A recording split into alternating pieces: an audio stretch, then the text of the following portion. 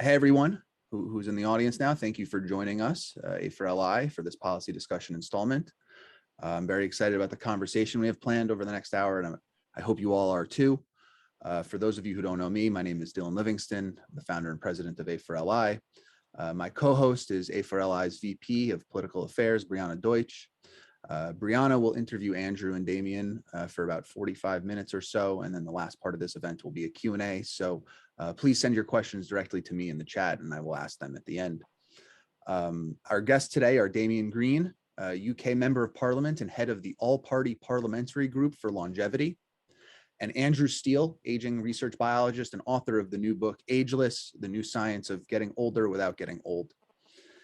In this conversation, we'll touch on Andrew and Damian's personal journey in becoming longevity advocates, potential ideas for US-UK partnerships on longevity initiatives, and then what both of our guests think the US can learn from the UK's APPG for longevity. So Brianna, can you take us away from there? Yeah, thank you, Dylan. And thank you, Damian and Andrew, for joining us this evening. I'm especially excited for the conversation tonight because it's quite rare to get both an aging scientist and a policymaker interested in longevity together on the same stage, be it a virtual stage. So Damian, I'd like to begin by asking you about your work with the All-Parliamentary Group for Longevity. The group, which has a similar function as a congressional caucus in the US, was founded in 2019. So what does the group hope to accomplish? And can you tell us a little bit about how you believe using data could be a helpful tool? Yeah, thank you. And thanks for having us on this evening or this afternoon or morning or wherever it is we're talking to people at the moment. The aim of the group, I suppose the overarching aim was to change the terms of debate. It's a sort of quite ambitious thing for an all-party group because it had always struck me that certainly in the UK, aging is treated in policy terms as a problem. The fact that we have an aging society, that we're all living longer, that means that all these old people are going to get ill and absorb a lot of welfare spending and health spending and all of that. And it's basically seen as a problem we need to solve. Whereas individually, of course, when you're told, your grandfather lived till he was 70, but you're going to live till you're 90, that's a huge means of celebration. And it always struck me as a dichotomy that what we celebrate on an individual basis, we mourn on a collective policy basis. So we need to change that debate, but also obviously we need to change the way we live, some of the public policies towards older age, if we're going to achieve, I'm sure we're going to talk about health in the course of this session. So that's one of the things that the All-Party Group has begun to concentrate on. But essentially, we wanted to change public policy so that it was more sensitive to the needs of a population where the demographics were changing and where certain steps could be taken to ensure that as we had this inevitable bulge of people over the age of 60, that actually they could lead better lives, and in doing that, they would not be, or would be less a burden on society and more fulfilled and economically productive and productive in other ways as well. And so we set out to see, we produced basically two big reports in the course of our 2.5 years of existence. We wanted to make improving health a national ambition for particularly obviously for older people. We recognized this wasn't just a job for the health department. It requires changes in things like housing and other policies as well. And that we think that the concentration has been far too much on curing disease rather than preventing it in the first place. And we want the National Health Service to spend a much more significant percentage of its budget on public health measures, on the prevention of the disease in the first place, so that people can lead longer and more fulfilled lives. And since we've set up, we've had two big spin-offs. One is an organization called Business for Health, which speaks for itself.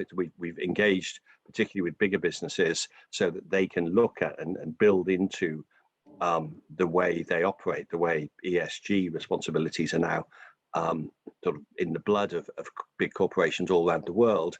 We want them to treat health as one, because that will mean that their workforce as well as their products will be healthier for longer. And all of these things add up to supporting what is a formal aim of British government policy, which is to have people have 5 extra years of healthy life by 2035. That has been in a number of election manifestos at general elections for the Conservative Party. I think when it was first written, 2035 felt a long way away.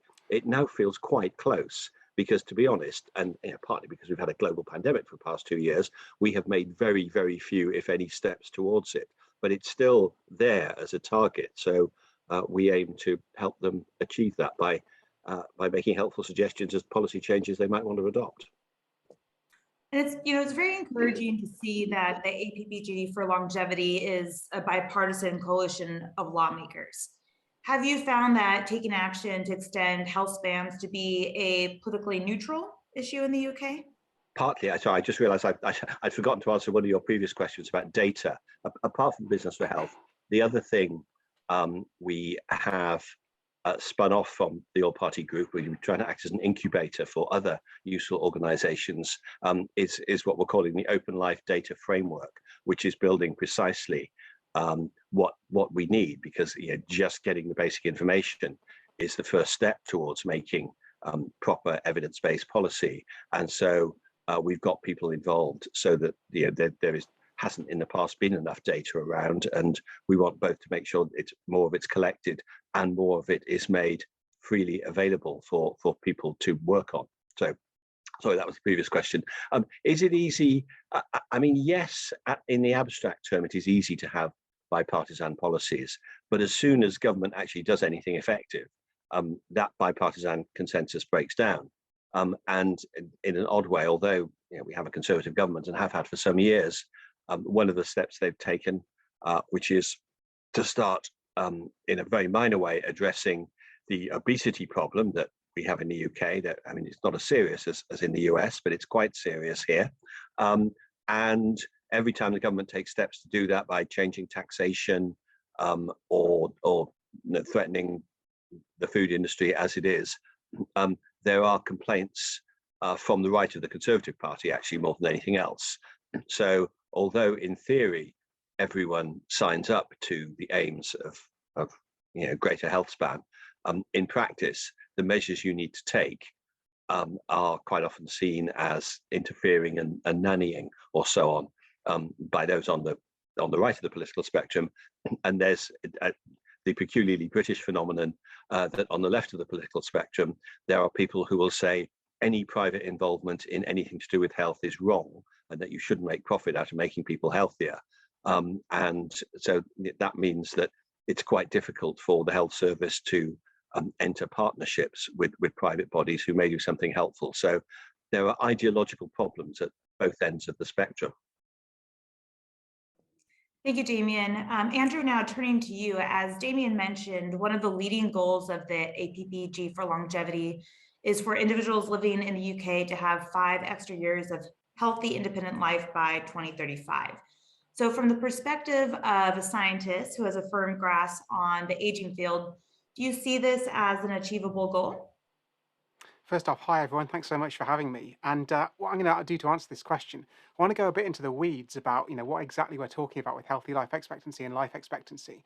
And sort of the top line of my answer is, I think this is a very plausible goal, and it's actually one that isn't going to require an awful lot of science to get there. It's mainly looking at sort of the more sort of public health and general reversion to mean of existing trends.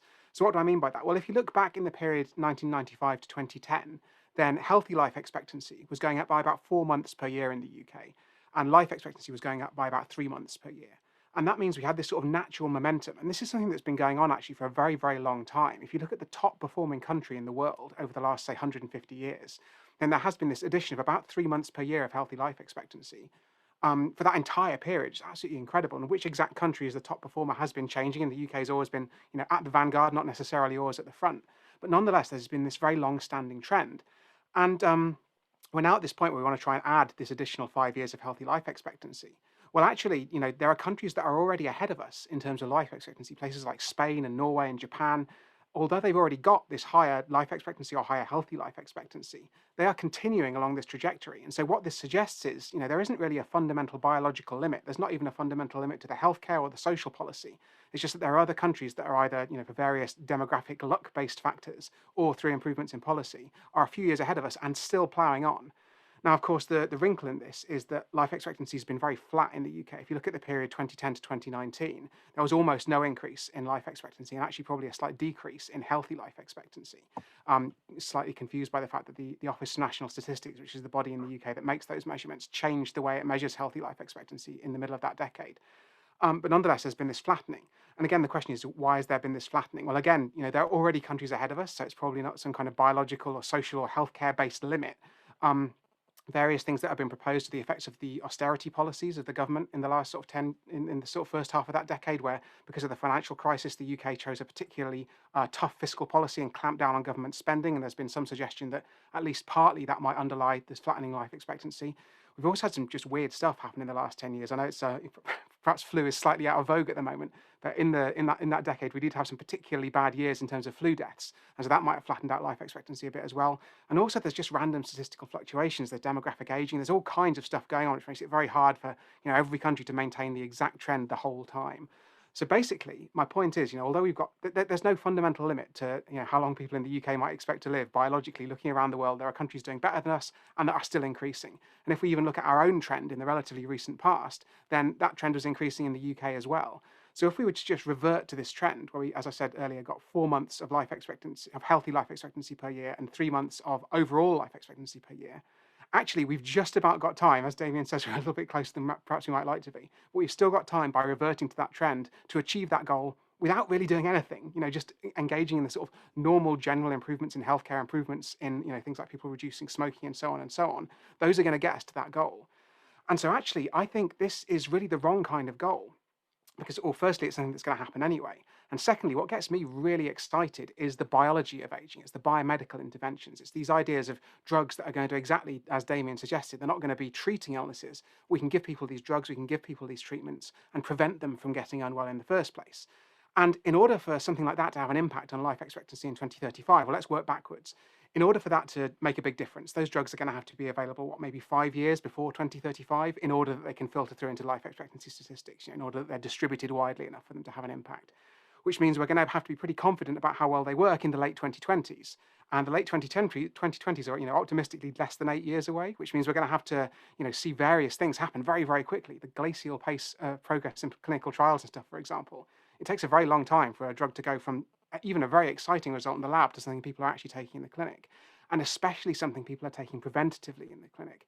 Because, if you think about something like senolytic drugs, these are one of the most promising and exciting near-term prospects for a real anti-aging drug that kill so-called senescent cells, these aged cells that build up in all of our bodies as we get older. Those are in clinical trials now, and if those succeed, then those drugs could be available in the next, say, 5 years.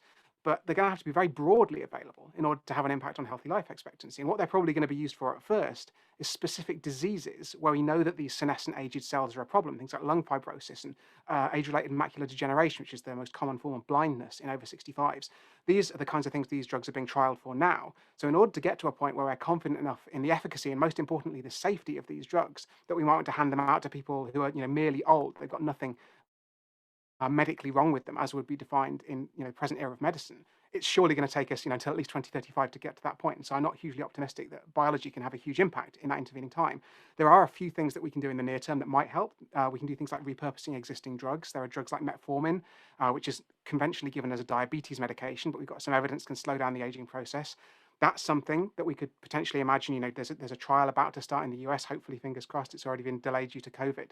And if that shows that metformin does indeed delay aging, it's a drug that we've been prescribing here in the UK since the 1950s. So it's something we've got a really good idea of the basically almost complete lack of side effects. It's a very safe drug. And so if that slows down aging, it's off patent, it costs pence per dose. We could easily roll that out through the NHS. So there are some ideas that could have an impact, in the very, very near term.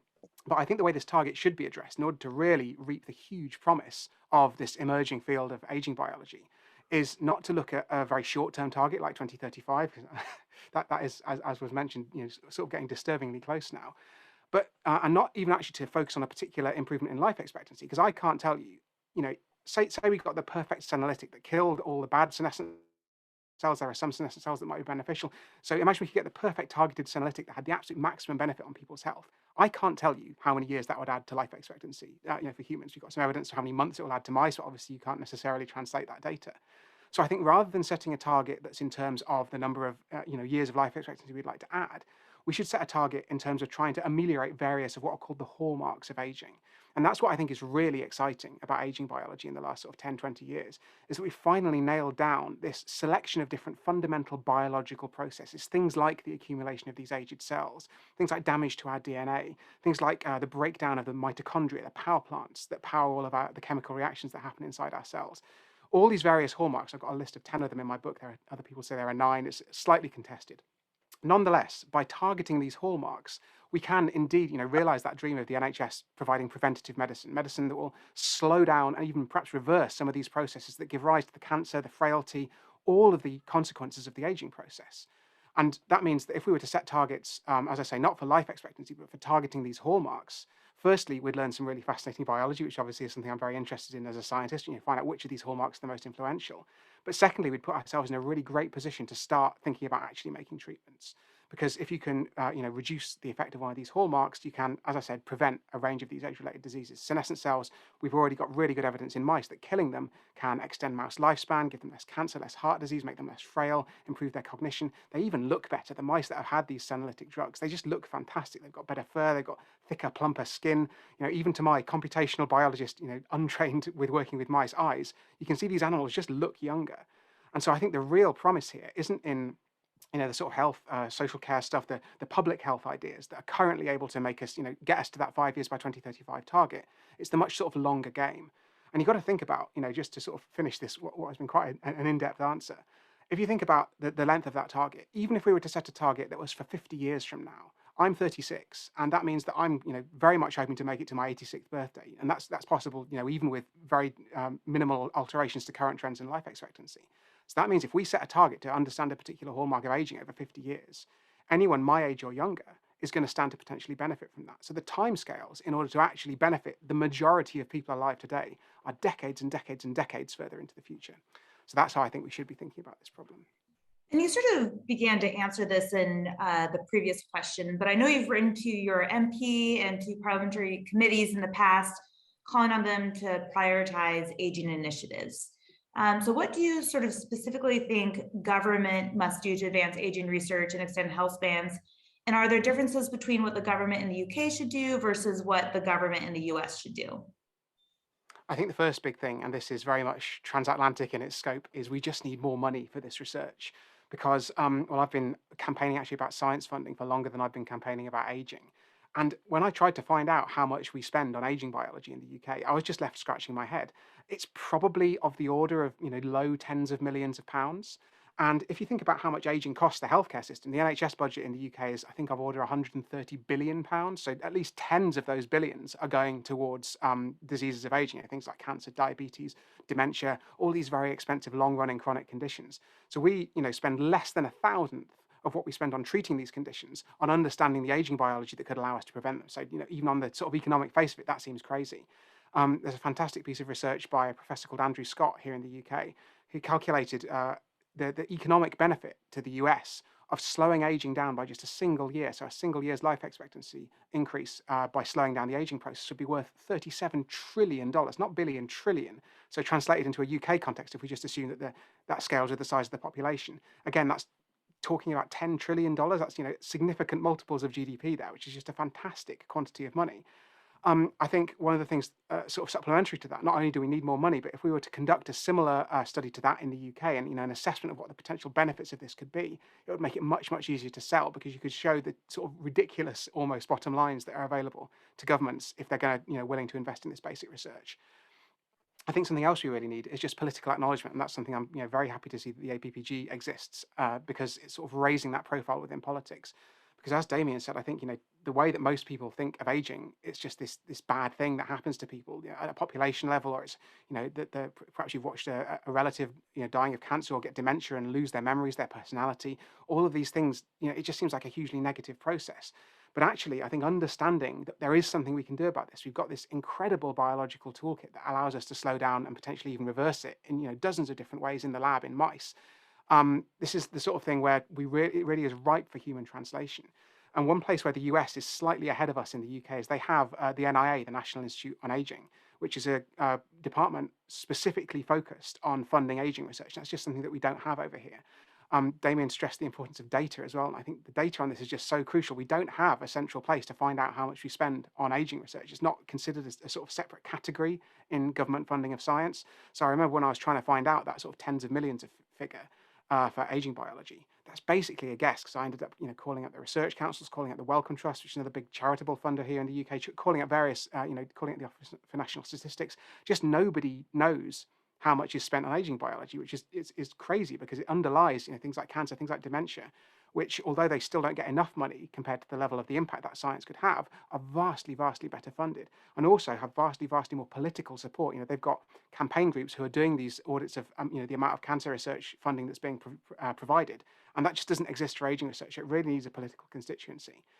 I think the third thing, and this again applies transatlantically, is we just need a change in the mindset for regulation, because our drug regulators, NICE, the National Institute for Clinical Excellence here in the UK, which is the body responsible for approving drugs for use in the NHS, they don't really have a framework for preventative drugs against the aging process itself. They're more geared towards, how many quality adjusted life years will this drug add to this person with this particular condition?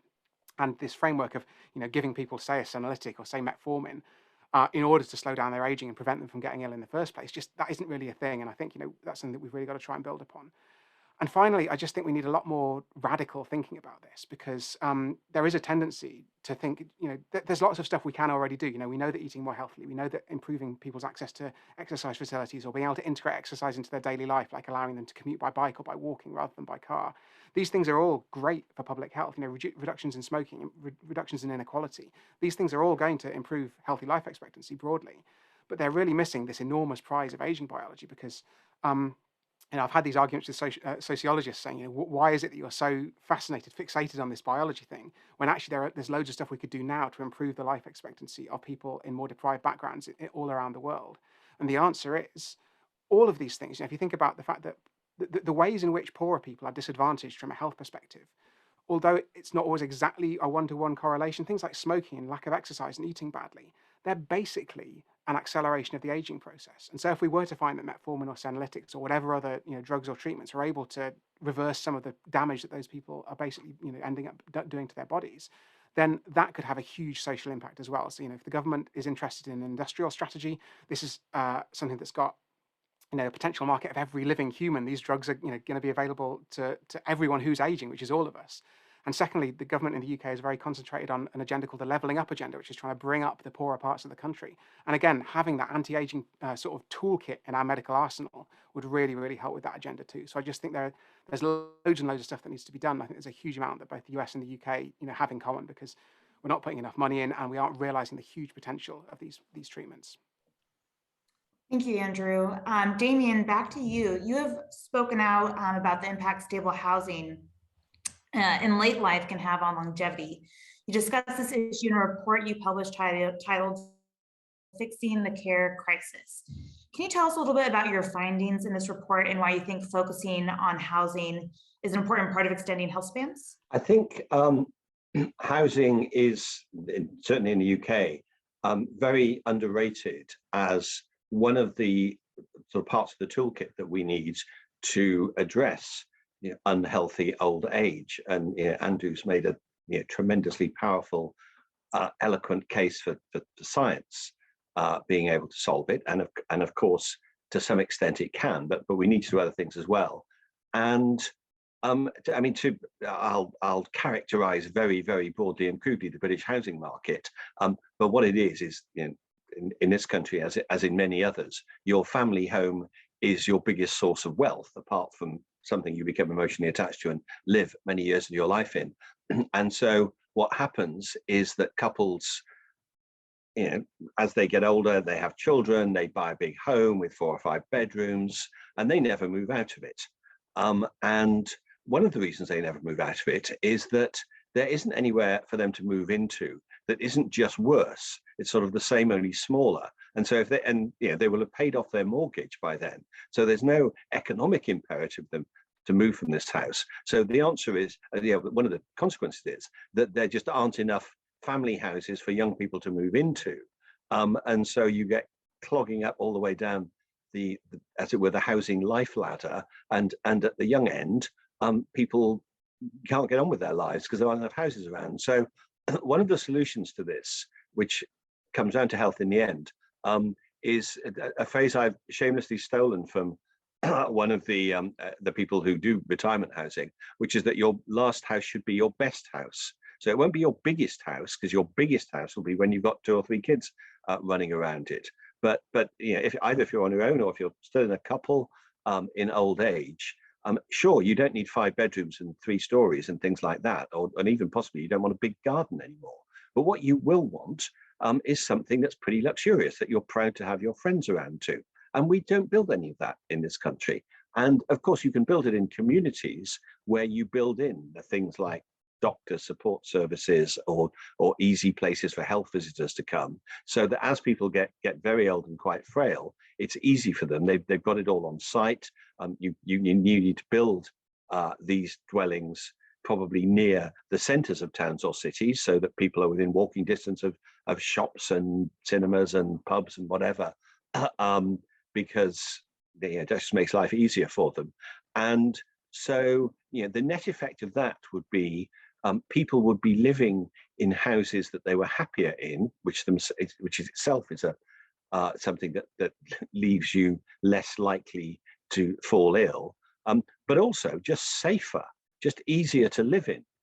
Because as you get old and frail, if you're having to walk up 3 flights of stairs every day, you're more likely to fall down. And when you fall down, you break something, and then you spend time in hospital and all those kinds of things. And again, you can build houses with wet rooms, with walk-in showers, all that kind of thing. Frankly, you can put electrical plugs halfway up the wall rather than on the floor, so they're easier. There are lots of really simple adaptations you can do that mean that there is desirable housing which you can be proud of, but you can be living in, frankly, until you're carried out. And you could do it very comfortably, so you're less likely to need residential social care, which is the real way we can spend money. And it's the social care crisis in this country that impelled me to write the report you were talking about. That was about social care. My solutions on housing were mostly for that, but it certainly reduces the imperative for residential care outside the home. But also, and it would improve the quality of life, and it would free up the housing market. So it seems to me a sort of triple win that we haven't addressed. And just statistically, even if you slightly widen it out and talk about retirement communities, specifically built communities for older people, we have about a tenth as many pro rata population in the UK as there are in the US or as there are in Australia or New Zealand. It's just a very, very neglected field of housing in this country, and it's one of the weird non-health related solutions that would make quite a significant difference to unhealthy old age. So this question is for the both of you. We all know that aging is the biggest risk factor for COVID-related fatalities. Do you think COVID made people think differently about their health and aging in general? Andrew, let's start with you, and then we'll move to Damian. Yeah, I mean, I think it's certainly highlighted the risk that comes with being old, because we've all just been bombarded with these statistics, almost on a daily basis. It feels like I'm absolutely saturated with COVID, cases and hospitalizations and deaths. And one of the things that was very clear, from the very first statistics coming out of China, were just how much greater the risk was for older people catching COVID than younger ones. And actually, some slightly more detailed analysis since then has shown that people who are in their 80s, they're literally hundreds of times more likely to die than someone in their 30s or 20s who gets COVID. Obviously, that's all pre-vaccination, and things have improved now since we've got very widespread coverage of vaccination here in the UK.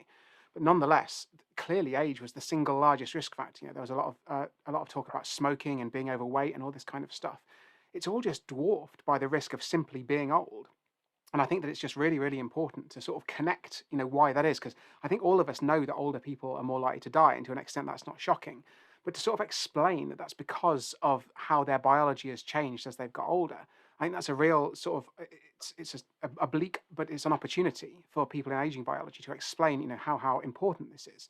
Because, imagine if everyone were 5 or 10 years biologically, their immune systems were biologically younger when the next pandemic strikes. Almost all diseases affect the old more than the young. And when that doesn't occur, there's often some sort of slightly strange biological quirky explanation. All else equal, if you gave me a random novel disease, I'd far rather have a, fresh, healthy, youthful immune system tackling it than the immune system of an octogenarian.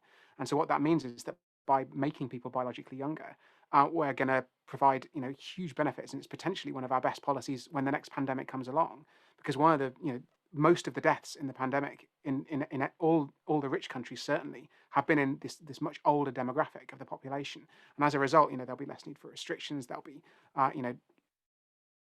there'll just be less panic generally when the next pandemic comes around if we're all a little bit more able to withstand that.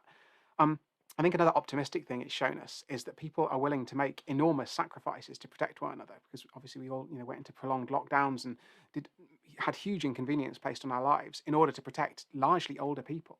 And that's a really important point, because I think there's this sort of classic ageism. I already alluded to the fact that we all know that old people are more likely to die. I think there's also this assumption that older people are more likely to be forgetful, or less employable, or all these various different things which sort of they're manifestations of this ageism in society. And yet, when it comes down to it, we're willing to stay in our houses for weeks and weeks on end in order to protect primarily that older demographic in the population, as well as the clinically vulnerable. So that's a hugely optimistic thing. And what we're asking for in terms of, whether it's investing in housing that's better for older people, or whether it's investing in aging biology, these are much, much smaller sacrifices in terms of the amount of additional tax you'd have to pay than staying at home for weeks and weeks and having your freedom hugely impinged upon. I think the other thing that's another really optimistic something that COVID has shown us is just how enormous the dividends can be when you invest in science in a concerted way. We went for an absolute moonshot with these vaccinations, and we were so fortunate that we had multiple sort of shots on goal within 12 months of the pandemic virus first being genetically sequenced, which is absolutely incredible. And it just shows us, firstly, that if you really do, throw the money at the science, you can come up with these incredible developments in a surprisingly short period of time. And also, if you streamline the regulation, again, it's something else that just allowed us to get to that finishing line so much more quickly than has happened in the past. And it also showed that, the investment in science over decades, the work that had been done on previous coronavirus vaccines, the people who'd, continued to carry on with that expertise, understanding the original SARS virus, even, almost 20 years after that first outbreak. That went on to pay huge dividends, because it meant we knew exactly which part of the virus to target. It meant that we had these, the RNA platforms and the adenovirus platforms for the Oxford vaccine here in the UK. We were ready to go, basically, and it just shows us how powerful that investment in science can be. And I think the final point I'd like to make is actually this, and this one is a bit more UK specific. We've really seen the power of data. And I think that's been best exemplified by the recovery trial, which, for those of you who don't know, that's the trial that identified dexamethasone as being an incredibly effective treatment against COVID. It's a steroid. And actually, it might be slightly counterintuitive that it's a really, really powerful drug against at least severe COVID, because it's an immune suppressant. It's a steroid. But what happened was this was proposed as a treatment, and it was integrated into standard NHS clinical care. It was this incredible idea of integrating a randomized trial into clinical care, because we just didn't know what to do about COVID. It's hard to remember those 2 years ago. We had no drugs. We had doctors were basically making it up as they went along, and hoping they'd understand this disease a bit more thoroughly. And what the recovery trial did was it provided the sort of structure, the framework to do a really rigorous evaluation of the various treatment ideas that were being proposed. And so, if a patient came into hospital, they had COVID, and it was deemed severe enough to be enrolled into this trial, they'd be randomized to either get dexamethasone or one of a number of other drugs or whatever it was. And we watched all of their outcomes. And this is a really amazing thing that the UK is almost uniquely positioned to do, because we've got this National Health Service with, incredible health data available. And it meant that we were able to integrate this almost seamlessly into regular clinical care and find out these answers very quickly. And I think this is something that we're going to have to think about when we're thinking about these anti-aging drugs, because these are drugs that we're going to be giving to millions, eventually, or obviously billions of people. And so we're going to have to look at these sort of health system-wide evaluation to allow us to develop these drugs as quickly and safely as possible. So I think that's another really cool example of something, a piece of innovation that I don't think would have happened nearly as soon but for the pandemic. So hopefully, although it's obviously been a pretty bleak few years for all of us, there are some really, really, exciting things that have come out of it. And I hope that we can, if we can just come with even a fraction of the effort that we've used to go after this coronavirus, if we can direct that towards aging biology, I think we could get some really huge results.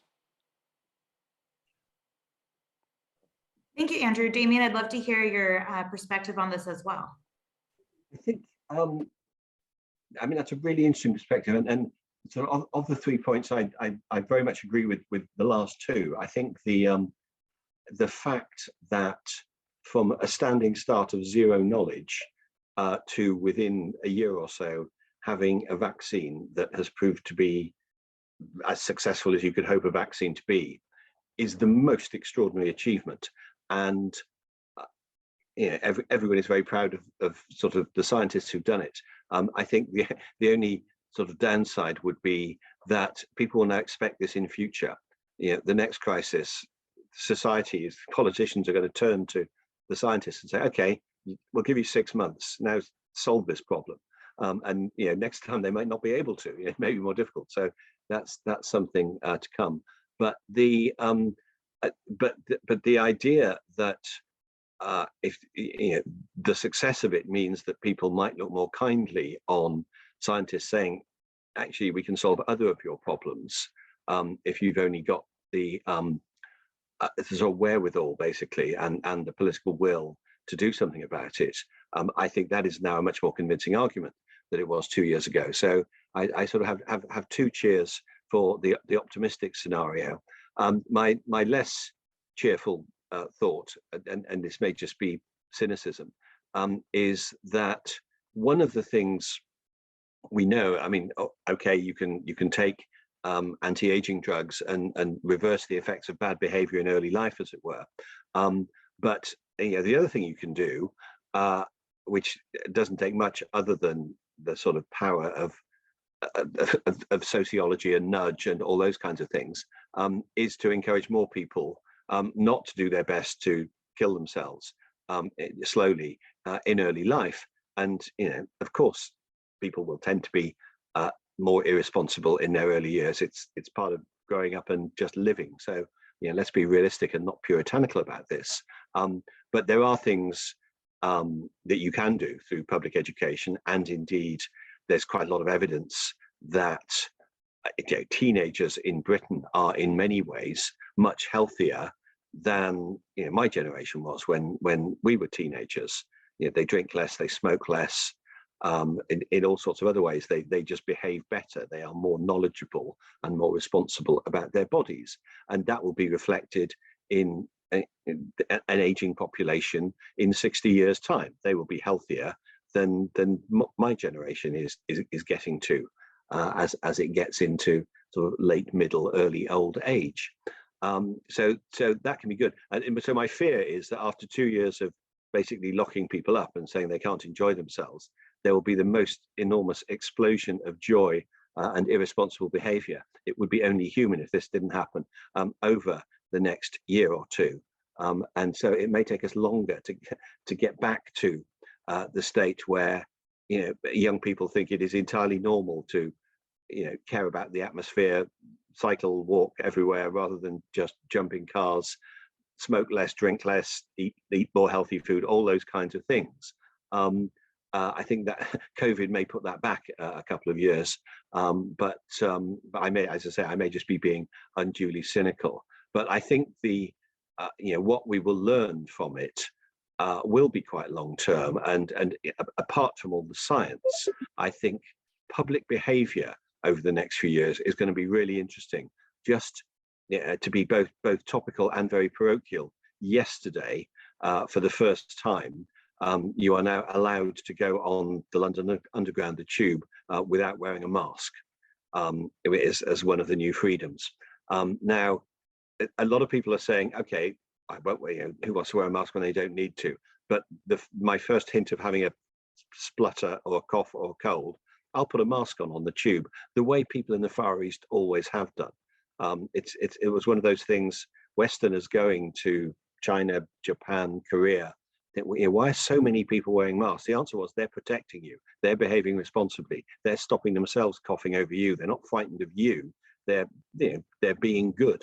And if that behavior spreads west, I think that will be to our long-term public health benefit. And I think the other thing that might disappear forever is the traditional, this is an Anglo-American thing, of people struggling into work when they're feeling a bit under the weather because you're not felt to be serious if you're not at work all the time. I think these days and post-COVID, people coming into work and sneezing over their colleagues will be rapidly dispatched home, and that will become completely unacceptable behavior, again, to the long-term benefit of all our health. And just really briefly before we go to audience questions, because I know we have quite a few questions and we don't have a whole lot of time left. So Damian, just very briefly, what do you think the US can learn from the work you're doing with the APPG for longevity? I think one of the sort of most interesting things is the willingness of perhaps obviously the scientific community to say, what can we do for help? There's some really exciting work being done here, as Andrew has as well illustrated, but also the business community. I'm pleased and surprised about that, to discover that there are a lot of businesses that say, we do want to think about this. We do want to think about the long-term health of our workforce and what we do about that, and how, and also how we can integrate older workers better, and all that kind of thing. So that out there is a receptive market in the business community that 3 years ago I wouldn't have known existed for this. And I'm sure that will be true in the US as much as it is in the UK. And Andrew, just ending with you, do you think there's anything the US can learn from the APPG for longevity? Yeah, I think it's just really important to try and illustrate that this is, as you sort of said in an earlier question, it's a cross-party issue. Like, nobody wants to be ill and frail when they get older. And although, different parties may differ in their policy interpretations of how exactly we can get there, I actually think one thing that's very, very amenable to cross-party agreement is the science, because the fact is the amounts of money you have to invest in the scientific research are relatively small. So it's not as if you're going to need a huge, huge tax hike or anything like that in order to fund them. And they're laying the groundwork for huge, huge innovation in business. So there's that aspect of things as well. So basically, whatever side of the political spectrum you come from, I think the easiest thing to agree on is actually, by happy coincidence, it's so rarely the case, probably the thing that I would argue has the largest chance of having an effect. So yeah, I just think that the idea of bringing together people, which I know is the exact function of the A4LI, is to try and pull those people together and show them that this is something that we can get behind, raise awareness of it, and illustrate that this is a common problem with a common agreeable solution. And I think that's the most important thing. Great. Thank you so much, Damian and Andrew. I'm now going to hand it over to Dylan, and he's going to handle the audience questions. Awesome. Yeah, that was great. Sorry. Ooh, I haven't spoken in a little bit there. That was great. Thank you so much, Andrew and Damian, for your time and for your wonderful responses to our questions.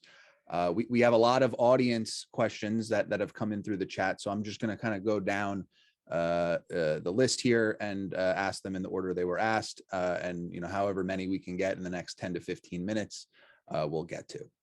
So this one comes from David Wood. Is the target of increasing average health span by 5 extra years by 2035 sufficiently ambitious? What do you think about the recent proposal by science researchers from the Tony Blair Institute for Global Change to increase that figure by 15 years by 2035? So I'll let both of you respond to that in however you think appropriate. Andrew, do you want to start because you're on my screen here? Yeah, I think it's definitely worth being more ambitious. I'm not sure how, as I say, I think the hard thing is making these predictions in terms of years of healthy life expectancy added, because I think at the moment we just don't know the answer to that. And that's why I'd advocate, scientifically making a target that relates to the biology that we can try and tackle, and see what happens to the healthy life expectancy as a result of that. I do think it's really important, firstly, to have more ambitious targets, and secondly, to have ones that are slightly further into the future, for the exact reason I outlined in my earlier answer, just that if you work backwards from 2035, that doesn't give these groundbreaking drugs an awfully long time to be developed and then rolled out nationwide.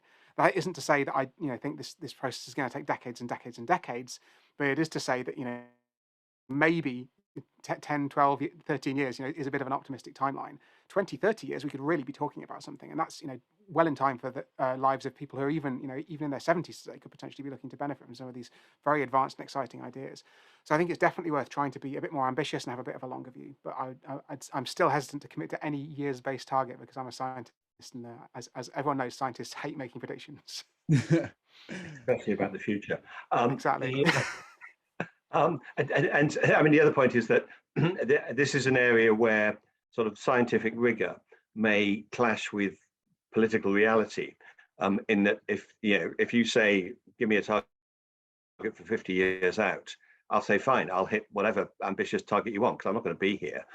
So it's not going to be my fault when we fail to hit it. So you've got to hit targets that are realistic enough that politicians think they can be hit, but stretching enough actually to make a difference. And it may be that 5 years over 15 years, which is when it was originally written, isn't very ambitious, though I think I will be pleasantly, not quite surprised, but I'll be pleased if we've achieved that by 2035. But I think there may well be a case for saying, okay, let's have another target for 2050 then, maybe 15 years by 2050, so that you've got a program. So there's this continuous long-term pressure on political decision makers to say, we've got to keep at this year after year, because even if we can see we're on track for X, we've also got target Y in the future. I mean, the obvious example, and the lesson we draw in the APPG is very much from the net zero target that Britain has for 2050, and that everyone recognizes, and indeed the global target, everyone recognizes that requires decisions to be taken now. So this is not some far off decision, and it's having that lever that makes politicians try and persuade their electorates to take decisions now that change their behavior. That's what an effective long-term target is. Just to add very briefly to that, one thing that I've literally just thought of while listening to that answer. Firstly, I'd just like to reinforce the climate change idea. We do, we've been doing these long-term targets for a while. And I think this is something that's very much, in the same sort of scale of challenge as that. And secondly, maybe that one way that we could try and sort of compromise in terms of the solidity of the targets, and it's actually a bit more graspable. Perhaps we should say we could try and add a certain number of years using medicines or treatments that are specifically targeted against the aging process rather than the public health interventions, which frankly we already know to a large extent that they work. And again, I find myself in a very tricky situation here because I'm very much for more cycling, more exercise, reduced smoking, all these sort of general public health improvements. They're hugely important, but I just think we've got to make sure we don't neglect the biology at the same time, and that's very much the less recognized aspect of this. And that's the thing, therefore, I'd like to try and raise onto a pedestal, because I think everyone knows that, we should all be eating a bit better and doing a bit more exercise, but far fewer people recognize the huge importance of aging biology. Absolutely. All right. Oh, I'm sorry. I thought there was another thought there. Okay. The next question here is from Didier Cornell concerning the health data platform. Is there already something online in the UK? And if not, do you plan on facilitating sharing of health data with other scientists to further medical research? I mean, the Open Life Data Framework is precisely designed to do that. It's still in the early stages of formation, but absolutely that is the central question, and indeed the central mission, really, of getting as much good data as possible and making it as available as possible, so that scientists from different disciplines can interrogate it and use it, and if necessary, cross-fertilize their ideas, because I'm sure biology and chemistry can work together in this to do all the desirable things we want to happen. So we're still in the foothills of this, but it is, I think we all agree, a sort of central tool that we need. Yeah, I think there's some stuff that we can be really, really proud of in the UK when it comes to data. I think to take a recent topical example, our coronavirus data, our coronavirus genome sequencing has been the best in the world. We're the first, we're the fastest, we've done the most genomes. It's absolutely incredible how the scientists have worked to get that going. On the sort of broader health stuff, the NHS is just an absolutely unique platform. And another thing that was accelerated by COVID was there's a project called Open Safely, which is a way of operating on people's NHS medical records, but without actually having to download all of that data onto your own computer. You effectively write a script and then send it off to this centralized, extremely secure server somewhere where all the data are being stored. And so you, as the researcher, never have access to the data. You only have access to the results that your script spits out. And so that's overcoming a huge hurdle. I've worked with medical records data in the past when I was a scientist. And I found that it's incredibly difficult, because obviously the confidentiality is hugely important. And that kind of development is just going to mean we've got this enormous, and as I say, almost unique platform here in the UK.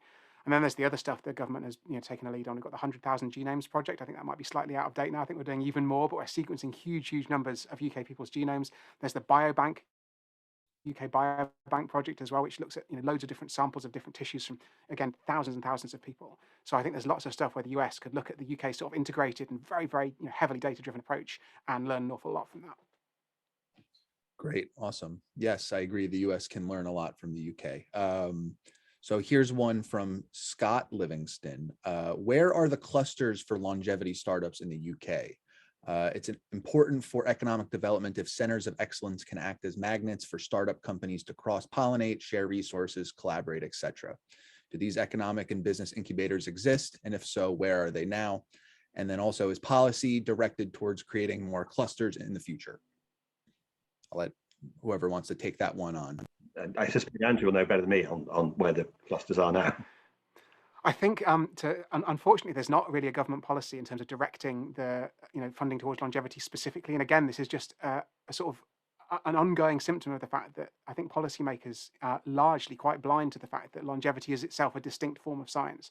There are things like bioscience accelerators and that kind of stuff where we do attempt to cluster this kind of research. But I think most of it has happened organically in the sense that there are places like Oxford and Cambridge and London. So unfortunately, in some respects, a lot of the research in the UK is concentrated into what we call the Golden Triangle, which is sort of centered around those three towns in the southeast. And I think the government is rightly trying to sort of spread some of that love to further around the country as part of their levelling up agenda. So there isn't really, I don't think, a concerted policy. I think most of the exciting stuff is happening in the places you'd expect it to happen. And honestly, we're really in the sort of, as Damian said, the foothills of a lot of this stuff as well when it comes to spinning it out in terms of companies.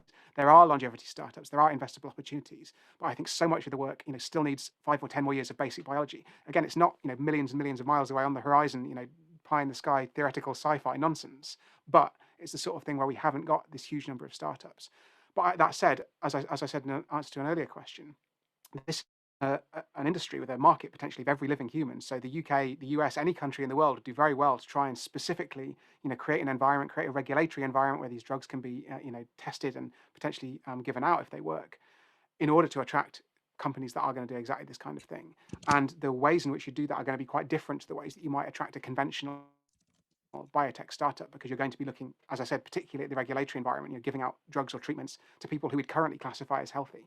So I think this is something that neither the US or the UK is doing particularly brilliantly at the moment, other than the fact that we are, quite powerful nations scientifically, globally speaking, and it's something that we should really focus a bit more policy on specifically. Awesome. All right. Well, I just want to say we have 6 more minutes here, so I think this next question might be the last question. I don't want to keep Andrew or Damian over time by too much. I know it's late over there. So I'll ask this one from Aubrey de Grey. Does the failure of public policy to respond to the longevity dividend argument ultimately come down to politicians still viewing aging as not a disease? I think the ultimate problem is that traditionally politicians have regarded aging as being like the weather. It's just something you have to put up with. And that you can have no effect on. So you heave a sigh and say, we're going to have all these old people and we're going to pay them pensions and they're going to clog up the health service. So what do we have to do about this? This is a real problem. And the practical steps that British governments have taken basically involve increasing the state pension age, which saves billions of pounds every year. And it has been surprisingly politically uncontroversial. There has been controversy, but given that you're telling people you've thought all your life you're going to start receiving money from the state so you can stop working at the age of 60, and we've now got it up to 67, it's really quite a radical shift. And people have, broadly speaking, accepted it because they all recognize, well, hang on, my granny died at 70, but I'm not going to die till I'm 90. So I get the point that we can, if you're going to pay me a pension all that long, you'll be paying me nothing, basically, for a longer period. That's but none of the positive stuff, all the stuff everyone on this call, I'm sure is excited about, has particularly got through yet. And I'm sure Andrew's point is quite right, that longevity is just not seen as a thing. And aging is, as I say, it's not seen as a sort of issue on which you can do things, you can take decisions that are within the compass of a government, which will actually alter the quality of life of millions of people. And until you take that basic first intellectual step, then you're not going to do any of the other good ideas that maybe the APPG is having, or Andrew and other scientists are having, and bringing them all together.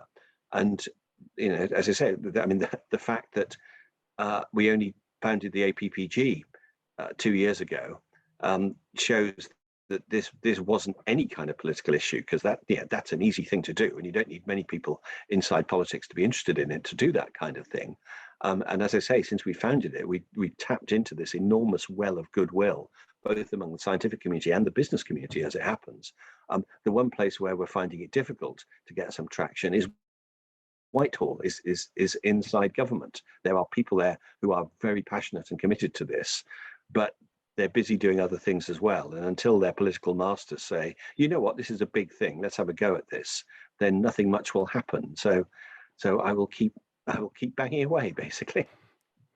Yeah, I mean, I just completely agree with what Damien said, and I think it's a systemic issue, because I don't think politicians, notable present company accepted, are no more knowledgeable than the general public about this stuff. And when you go and talk to the general public, you realize, everyone has a relative or a friend who's died of cancer, or has dementia or one of these diseases, but they don't realize that these diseases are by and large essentially caused by the aging process, and that aging is a distinct biological phenomenon, and it's something that from a political and a scientific standpoint we could seek to intervene in separately.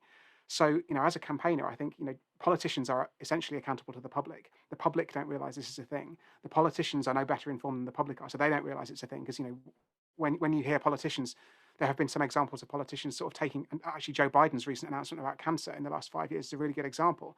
So having this sort of passion about a particular disease because they've got a relative or they've got some reason to be really, really invested in that thing. But nobody thinks of aging, even though that is not even probably, even though it is the leading cause of death in the rich countries.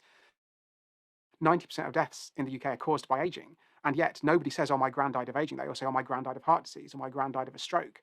And that means that there just isn't that political recognition. It does seem like something that's like the weather. And so the most important thing I think that all of us can do, and I'm sure Aubrey is very much engaged in this, is just trying to raise the profile of this work.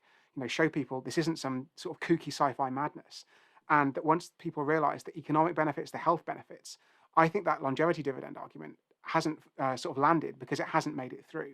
And I think once that politicians do start to become more aware of this, and most importantly, once voters start becoming aware of this and writing to politicians, and they're getting stuff in their mailbag every week that tells them we should be investing more in aging biology, then surely they're going to have to do something about it.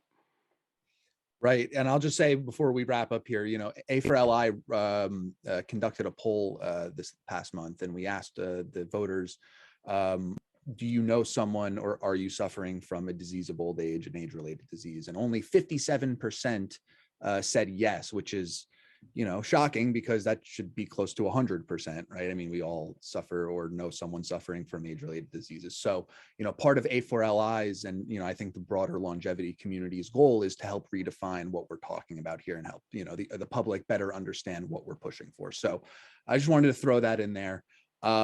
So it's 3:00 exactly, perfect timing.